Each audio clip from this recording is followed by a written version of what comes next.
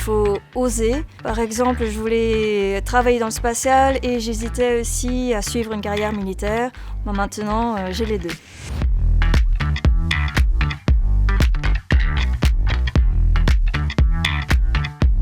Je travaille dans les opérations spatiales. J'ai une double casquette, je suis ingénieur bord, c'est un peu le médecin du satellite, donc en charge de le maintenir dans de bonnes conditions opérationnelles.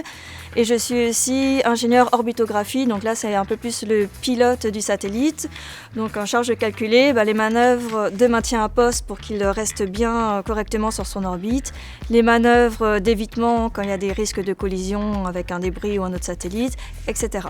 5 étoiles pour résumer mon parcours. Alors, j'ai toujours été passionnée par le spatial. Je voulais aussi être pilote de chasse, donc j'avais déjà la tête tournée vers le ciel et vers les étoiles.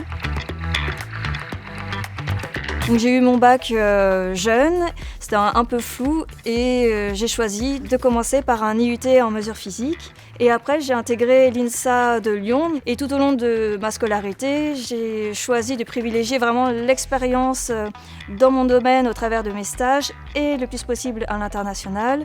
Et une fois mon diplôme d'ingénieur en poche, j'ai choisi de faire un deuxième master, là vraiment ciblé spatial. Donc je l'ai effectué à Cranfield en Angleterre. Alors j'ai eu la chance de commencer en sous-traitance au CNES sur le projet ATV, donc c'est le cargo européen qui ravitaillait la station internationale. Donc là c'est le gros coup de cœur pour les opérations spatiales. C'était vraiment un projet unique qui regroupait une centaine de personnes, tous animés par la même passion, du concret, de l'adrénaline, la tête dans les étoiles et au cœur des opérations spatiales. J'ai fait les démarches pour être réserviste rattaché au commandement de l'espace qui s'est implanté sur le site du CNES à Toulouse. Donc là, ça me permet d'appréhender l'aspect conflictuel dans l'espace et voilà, c'est une nouvelle aventure qui commence. La chance pour moi, on la provoque en grande partie et il ne faut pas hésiter à être acteur et moteur pour concrétiser ses envies, même les plus folles.